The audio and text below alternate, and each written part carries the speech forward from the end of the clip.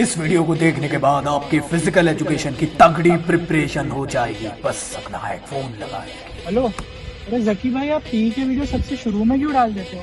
बाकी यूट्यूबर्स की तरह एंड में क्यों नहीं डालते हो? क्योंकि मैं बाकी यूट्यूबर्स की तरह एग्जाम टाइम में व्यूज बटोरने के लिए नहीं, सेशन के स्टार्टिंग से स्टूडेंट्स की हेल्प करने के लिए वीडियोस बनाता हूँ। मैं तो पापा हूँ, पापा इस दुनिया का पापा।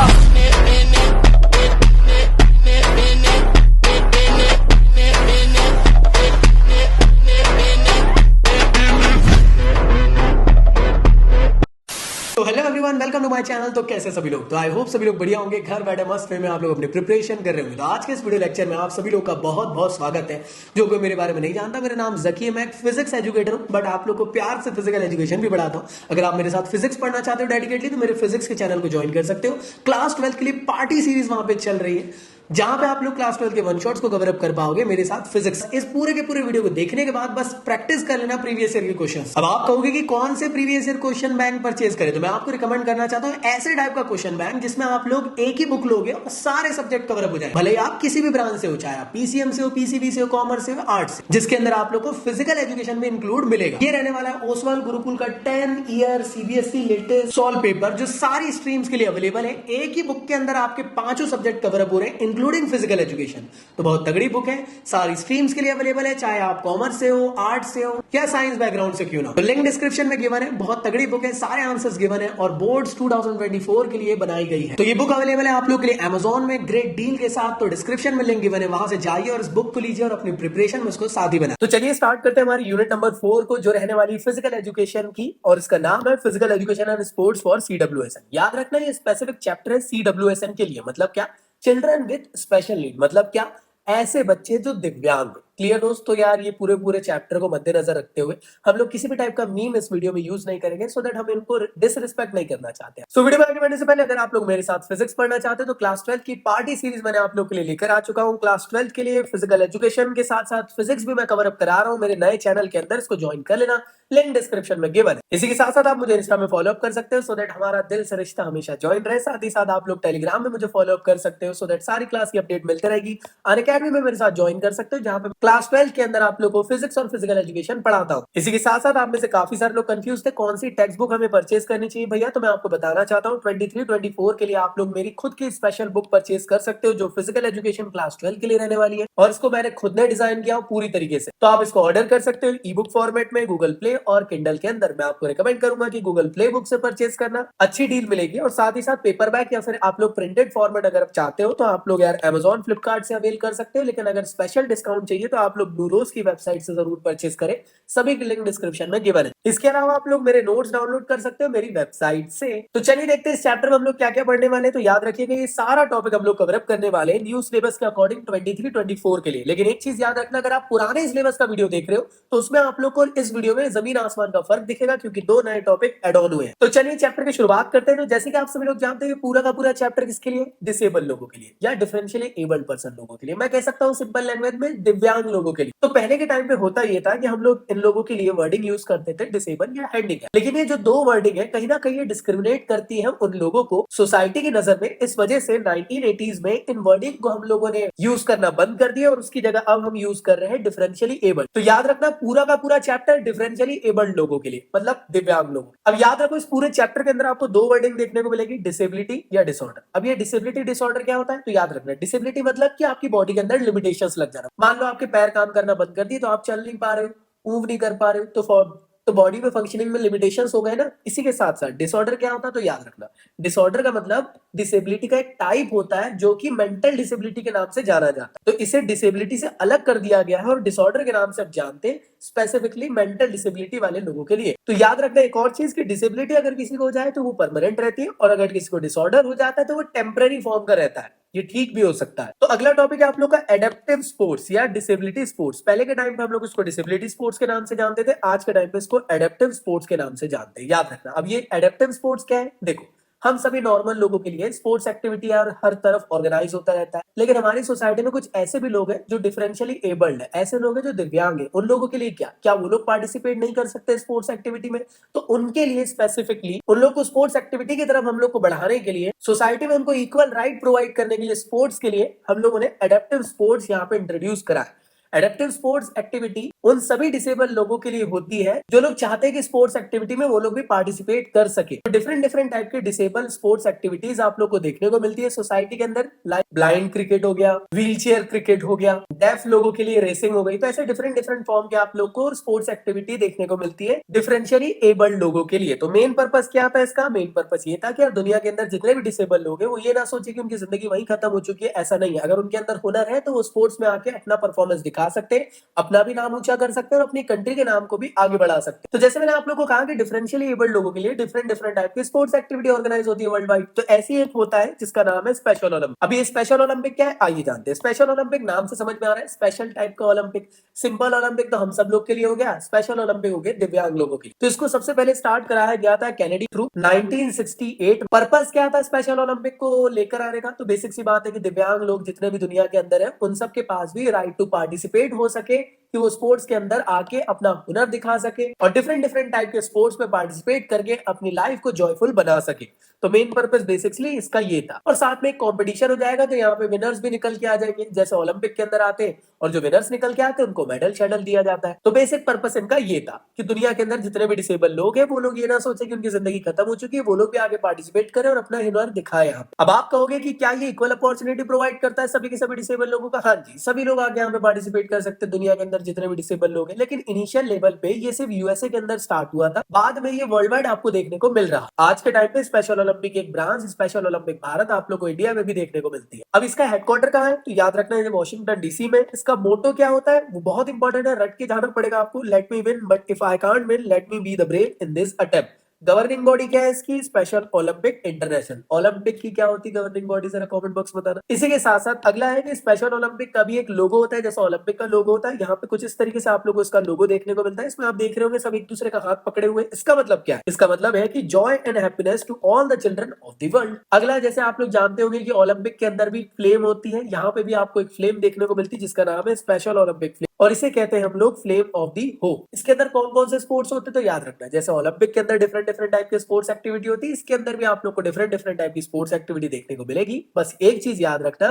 कि यहाँ पे थोड़े बहुत रूल एंड रेगुलेशन चेंज रहेंगे डिसेबल लोगों के लिए। तो ये सारे के सारे स्पोर्ट्स एक्टिविटीज आप लोग को देखने को मिल जाते हैं इसके अंदर। इसके बाद अगर बात करी जाए फर्स्ट टाइम कब इसको ऑर्गेनाइज किया गया था, यूएसए के अंदर 1968 में शिकागो में फर्स्ट टाइम इसको खेला गया था। रिसेंट की अगर बात करी जाए तो बर्लिन जर्मनी के अंदर 2023 को ये ऑर्गेनाइज हो चुका है। तो अगली जो स्पोर्ट्स एक्टिविटी है इसका नाम है पैरा ओलंपिक। तो पैरा ओलंपिक क्या है? याद रखना है international multi sports event activity है जो कि ऐसे एथलीट्स के लिए होती है जो डिफरेंशियली एबल्ड। और याद रखना दुनिया के जितने भी टाइप के डिसेबल लोग हैं वो सारे के सारे इसके अंदर पार्टिसिपेट कर सकते हैं। जैसे ओलंपिक भी विंटर और समर फॉर्म में होता है, पैरा ओलंपिक भी विंटर और समर फॉर्म में आपको देखने को मिलता है। इसका भी एक स्पेसिफिक मोटो होता है, वो है स्पिरिट एंड मोशन, जिसको 2004 में अडॉप्ट किया गया था एथलीन के अंदर। इससे पहले इसका जो मोटो था वो था माइंड बॉडी स्पिरिट, जो कि 1994 में अडॉप्ट किया गया। और इसकी गवर्निंग बॉडी क्या है? याद रखिएगा, इसकी गवर्निंग बॉडी का नाम है आईपीसी, मतलब इंटरनेशनल पैरा ओलंपिक कमेटी, और इसका हेडक्वार्टर होता है बोन जर्मनी के अंदर। पैरा ओलंपिक की थोड़ी सी हिस्ट्री आप लोग को बता देता हूँ कि वर्ल्ड वॉर के टाइम पे काफी सारे ऐसे सिपाही थे जो इंजर्ड हो चुके थे और वो अपनी जिंदगी से हार चुके थे। उनको मद्देनजर रखते हुए इस टाइप का स्पोर्ट्स इवेंट ऑर्गेनाइज किया गया था। बाद में ऐसा लगा कि यार दुनिया के अंदर डिफरेंट डिफरेंट टाइप के ऐसे भी लोग हैं जो डिफरेंशियली एबल्ड है, क्यों ना इसको वर्ल्ड वाइड कर दिया जाए।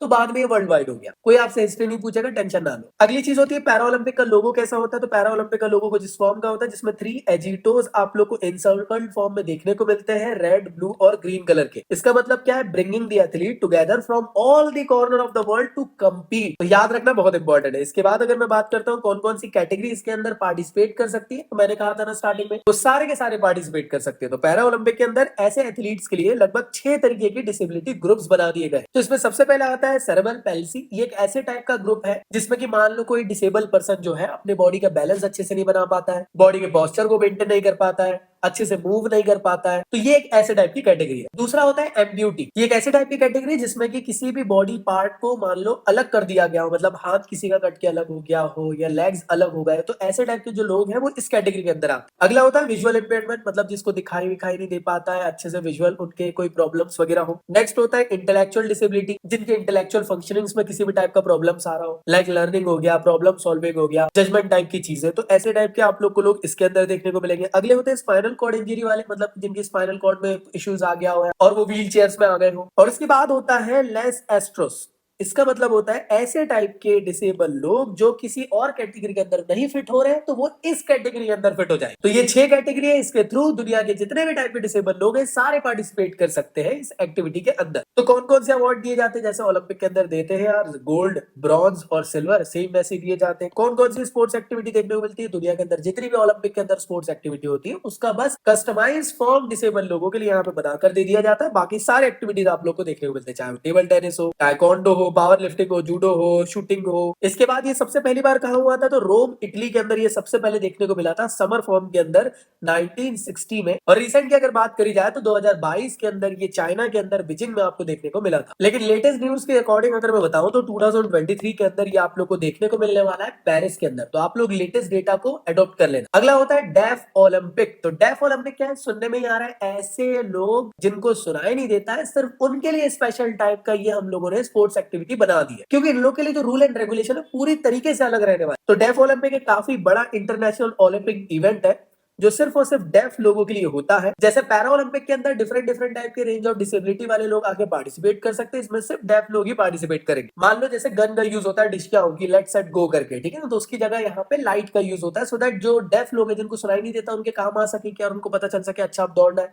ऐसे ही यार आप देखते होंगे जब कोई दौड़ रहा है तो अप्रिशिएट करने के लिए लोग तालियां बजाने लग जाते हैं, तो यहाँ पे अप्रिशिएट करने के लिए लोग हैंड को वेव करते हैं, सो दैट उनको समझ में आ पाता है कि लोग हमें अप्रिशिएट कर रहे हैं। तो यहाँ पे ना काफी सारी चीजें आप लोग को डिफरेंट डिफरेंट देखने को मिलती है, सो दैट डेफ लोगों के लिए स्पेशली यहाँ पे हो सके। ये जो डेफ ओलंपिक है दुनिया का सबसे ओल्डेस्ट टाइप का एक मैं कह सकता हूँ डिसेबल लोगों के लिए मल्टी स्पोर्ट्स एक्टिविटी है, जो आज के टाइम में फास्टली ग्रोइंग हो रहा है। और ऐसा माना जाता है कि डेफ ओलंपिक जो है ये डेफ लोगों के लिए ओलंपिक के जैसे इक्विवेलेंट होता है। अब इसका मोटो क्या है, बहुत इंपॉर्टेंट है, याद रखना, पैरालुडोस इक्वेलिटस। पढ़ना मेरे से नहीं बन रहा, कोई बात नहीं। इसका मतलब होता है equality through the sport and sticking to the ideas of the Olympic. तो ये इसका मतलब है, इसको याद रखना। अगली चीज, डेफ ओलंपिक का लोगो कैसा होता है, तो कुछ इस तरीके से आप लोग को डेफ ओलंपिक का लोगो देखने को मिलता है, जहां पे बीचों बीच आपको एक सर्कल देखने को मिल रहा है। ये जो स्पेसिफिक सर्कल है, ये जो मिडल पोर्शन है, ये रिप्रेजेंट करता है आई को, क्योंकि डेफ लोगों के लिए आंखें बहुत इंपॉर्टेंट है। दुनिया में वो जितनी भी चीज है वो आंखों से सीखते हैं, क्योंकि उनको सुनाई तो देता नहीं। और यहाँ पे आप ऑब्जर्व कर रहे होंगे कि रेड, ग्रीन, येलो और ब्लू कलर यहाँ पे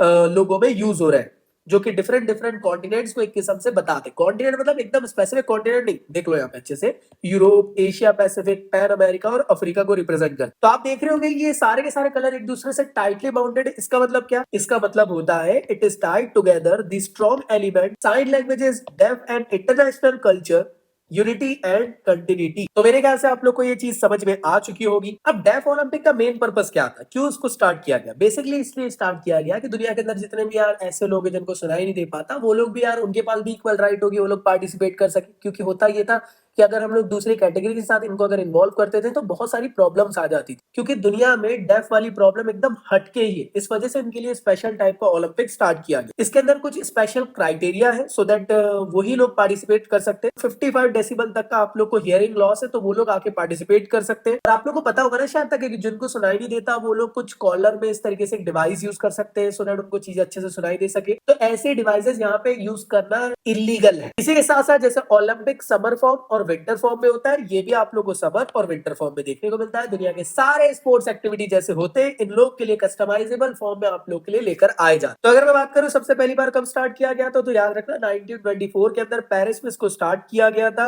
समर फॉर्म के अंदर। और रिसेंट में हम लोगों ने देखे ब्राजील में हुआ है। और विंटर फॉर्म की बात करी जाए तो 1949 में ये ऑस्ट्रिया में हुआ था। और इसी के साथ साथ रिसेंटली हम लोगों ने इसको देखे 2019 के अंदर इटली में। लेकिन ये थोड़ा सा अप टू डेट नहीं है, आप लोग को क्या करना है कि अप टू डेट वाली इंफॉर्मेशन, ये होमवर्क दे रहा हूँ कि यार अभी रिसेंट में कब होने वाला है समर वाला और रिसेंट में कब होने वाला है विंटर वाला डेफ ओलंपिक, इसके बारे में मुझे कमेंट बॉक्स में बताएं, मैं आप लोग को हार्ट बटन जरूर दूंगा। तो इसके बाद हमारा टॉपिक है जिसका नाम है डिविजनिंग इन द स्पोर्ट्स। अब ये डिविजनिंग का क्या कॉन्सेप्ट है, तो डिविजनिंग का जो कॉन्सेप्ट है स्पेशली लेकर आया गया था इस वजह से, सो दैट दुनिया के अंदर जितने भी डिफरेंशियली एबल्ड लोग हैं उन सभी लोग के साथ न्याय हो सके, फेयर प्ले हो सके। क्या हम लोगों ने डिफरेंट डिफरेंट कैटेगरी बना दिए हैं जिसके अंदर वही टाइप के लोग खेल सके।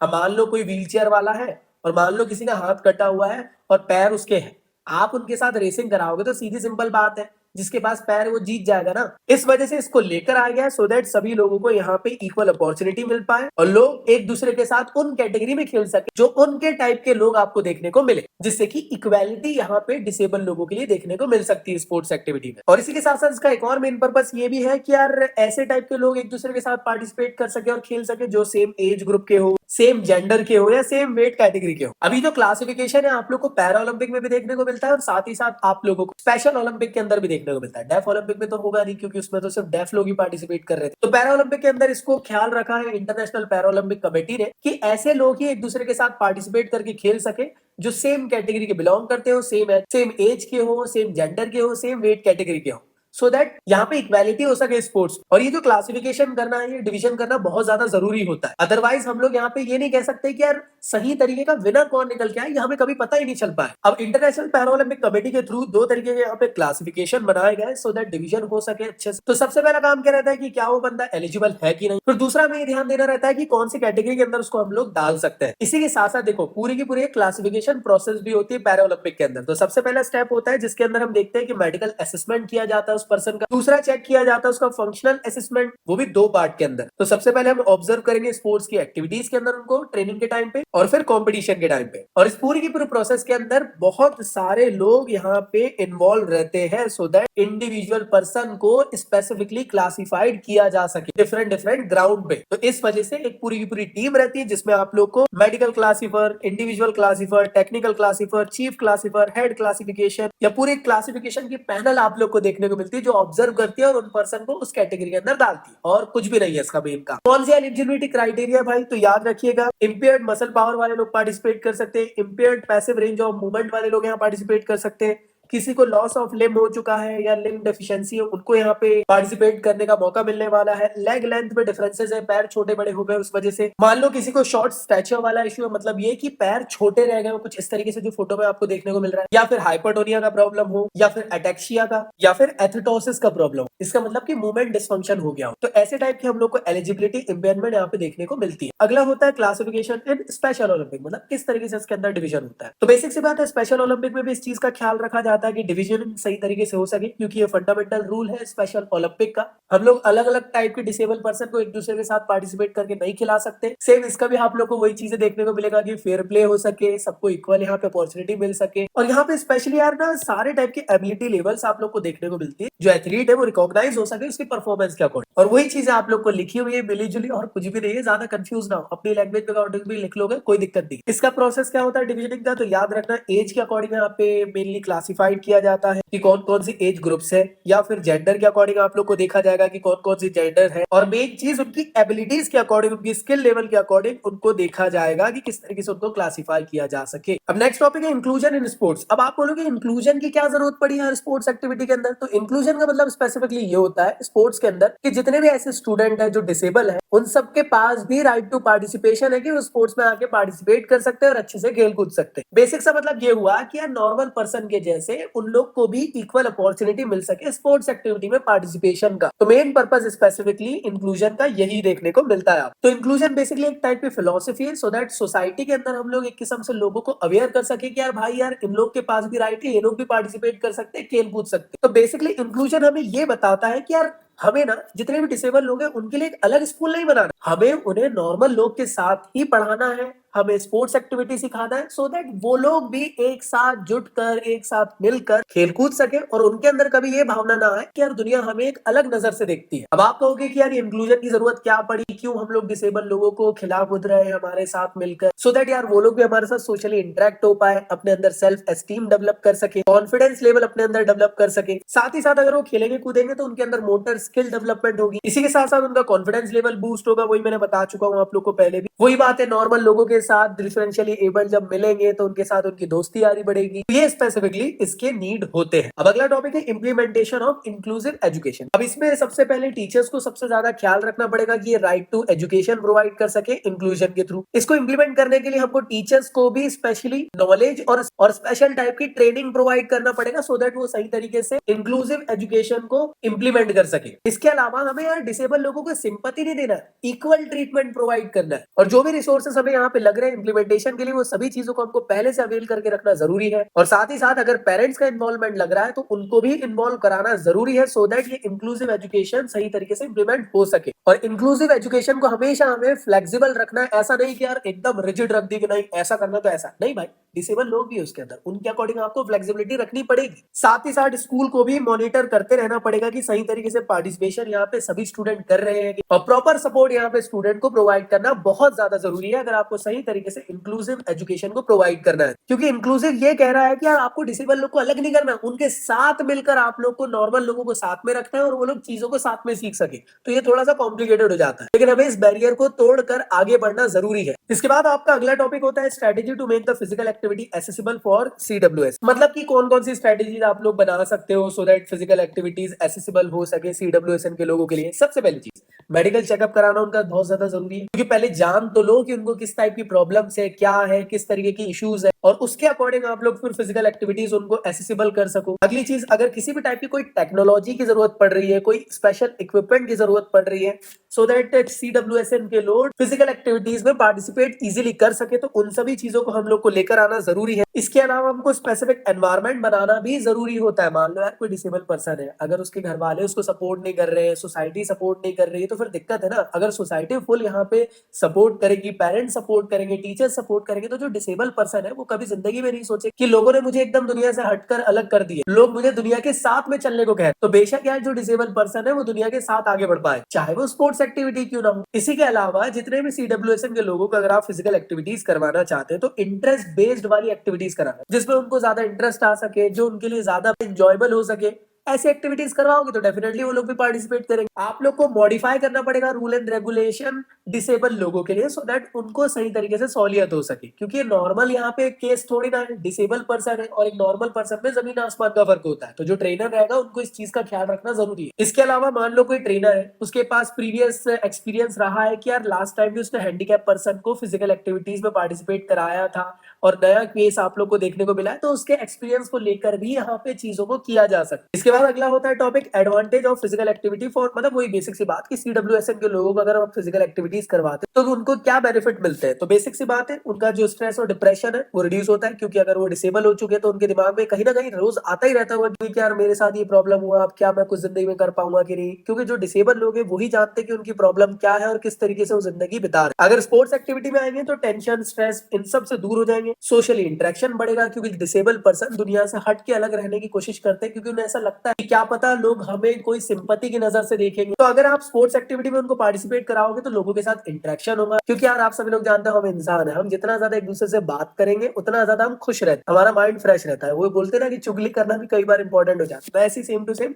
कि अगर आप लोग ऐसे लोगों को स्पोर्ट्स एक्टिविटी में लेकर आओगे तो सोशली एक्टिव होंगे, लोगों से मिलेंगे जुलेंगे और माइंड भी फ्रेश रहेगा। दूसरी चीज, कॉग्निटिव बेनिफिट्स आप लोग को देखने को मिलने वाले हैं, लाइक थिंकिंग, रीजनिंग, रिमेम्बरिंग की चीजें ये लोग सीखेंगे, डिस्कवर करेंगे अपनी नई स्ट्रेंथ को। और इसके अलावा कुछ फन एक्टिविटीज यहाँ पे वो लोग पार्टिसिपेट करेंगे तो उन लोग के लिए बेनिफिट रहेगा, एंजॉय कर पाएंगे वो चीज को। और साथ में फिजिकल एक्टिविटी में पार्टिसिपेट करेंगे तो उनकी फिटनेस लेवल भी यहाँ पे इंक्रीज होगी, हेल्थ की क्वालिटी भी इंक्रीज होगी, डिसीजेस से दूर रहेंगे, और साथ ही साथ किसी भी टाइप की प्रॉब्लम्स, इनको हेल्थ इश्यूज देखने को नहीं मिलेंगे। ये इनके बेनिफिट्स आप लोग को देखने को मिलेंगे। तो होप सो आप लोग को वीडियो अच्छा लगा तो मुझे कमेंट बॉक्स में जरूर बताना। और साथ ही साथ दोस्तों मुझे अनअकैडमी में जरूर फॉलो अप कर लेना, ढेर सारी क्लासेस में वहां पे आप लोग के लिए लेता रहता हूँ। साथ में इंस्टा में मुझे फॉलो अप कर लेना, टेलीग्राम में चैनल में भी ज्वाइन कर लेना। हाँ, फिजिक्स अगर मेरे साथ पढ़ना है तो मेरे फिजिक्स के चैनल को ज्वाइन कर लेना पार्टी सीरीज में, सो दैट आप लोग पार्टी के साथ अपनी पूरी की पूरी फिजिक्स प्रिपरेशन कर पाओ। तो चलिए एंड करते हैं आज के इस वीडियो को, मिलता हूं नेक्स्ट वीडियो में, जब तक के लिए गुड बाय।